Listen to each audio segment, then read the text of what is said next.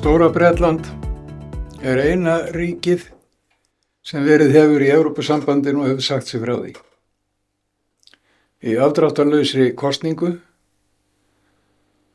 Íhaldsflokkurinn sem hafði stjórnað Bretlandi sló til og leyfði fólkinu að segja skoðun sína á spurningunni eigum við að vera í Evrópusambandinu áfram eða segja okkur úr því. Leiðtogi Íhaldsflokksins tapaði kosningunni og fór frá, nýr leiðtogi tók við og það féll í hlut Íhaldsflokksins að fylgja eftir úrsögn Breta úr Evrópusambandinu. Íhaldsflokkurinn sýndi fullkomna sviksemi við niðurstöðu kosningarinnar í allri eftirfylgd við að koma Bretlandi úr Evrópusambandinu. Mjög rík öfl á Bretlandi sáu til þess að fæst af því sem að tilstóð að breyta með úrsögn úr Evrópusambandinu komst nokkuð tíma til framkvæmda og hefur ekki komist enn til framkvæmda þó mörg ár síðan nú liðin frá því að Bretar sögðu sig úr Evrópusambandinu. En það er dálítið athyglisvert að velta því fyrir sér hvar fullveldið liggur hjá Bretum. Fullveldið hjá Bretum vitaskuld er hjá konunginum en það er hjá þinginu, breska þinginu fyrst og fremst. Það er breska þingið sem fer með fullveldi Englands, Bretlands, Stóra-Bretlands. Hjá okkur er það þjóðin. Og þú sem að stendur frammi fyrir því að verja atkvæðið þínu núna á höfudaginn, gáðu að því að þú ferð með hluta af fullveldi landsins. Þú, kjósandinn, kjósendurnir allir í heild, þeir fara með fullveldi landsins. Það er íslenska þjóðin sem er fullvalda. Fullveldið er ekki hjá þinginu og ekki hjá forsetanum, heldur hjá þjóðinni allri. Það er svo þingsins og forsetans að gæta fullveldisins. Skoðiði löggjöfina, skoðiði stjórnarskrána þetta. Veltiði því fyrir ykkur. Hvar ábyrgðin liggur á Íslandi. Ég undrast að í aðdraganda þessara kosninga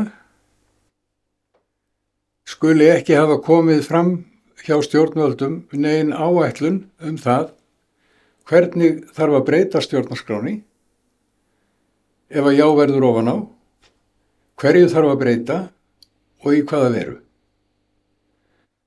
Mér hefði þótt það vera heiðarlegt af hálfu stjórnvalda að leggja þetta fyrir tímanlega. Það er að segja áður en þjóðin gengur að kjörborðinu þann 29. Ég hef ekki orðið var við að bólaði neitt á ábendingum það hverju þarf að breyta í stjórnarskráni og hvaða hugmyndir ríkisstjórnin hefur það hvernig skal breyta því sem breyta þarf. Mér finnst eins og þessi kosning öll og undirbúningur hennar berið það með sér að það vantar allt upp á heilindin af hálfu ríkisstjórnarinnar. Það vantar allt upp á heilindin hjá meirihluta þingsins í þessu máli. Menn eru óheilir og það er mjög alvarlegt eins og dæmið sem ég tók hér í upphafi þessara vangaveltna af Stóra-Bretlandi sýnir.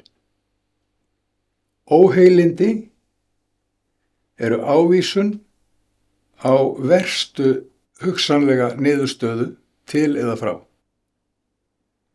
Og ég segi og ítrekka það aftur að ég tel að íslensk stjórnvöld hafi sýnt fádæma óheilindi í undirbúningi þessarar kosningar á höfudaginn.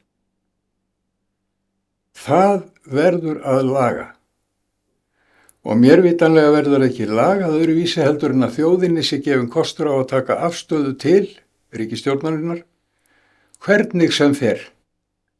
Augljóslega þarf stjórnin að fara frá ef að negið verður ofan á. Augljóslega þarf stjórnin að gera grein fyrir sér gagnvart þjóðinni ef jáið verður ofan á og hlýtur að gera það með því að ræða að minnstakosti opinskátt það hvernig stjórnarflokkarnir ætla að verja atkvæði sínu á þingi þegar kemur til afgreiðslu málsins þar sem að öllum líkindum verður í formi þingsályktunar. Hugsið þetta með mér sem ég hef verið að tala og velti því fyrir ykkur. Þakku fyrir.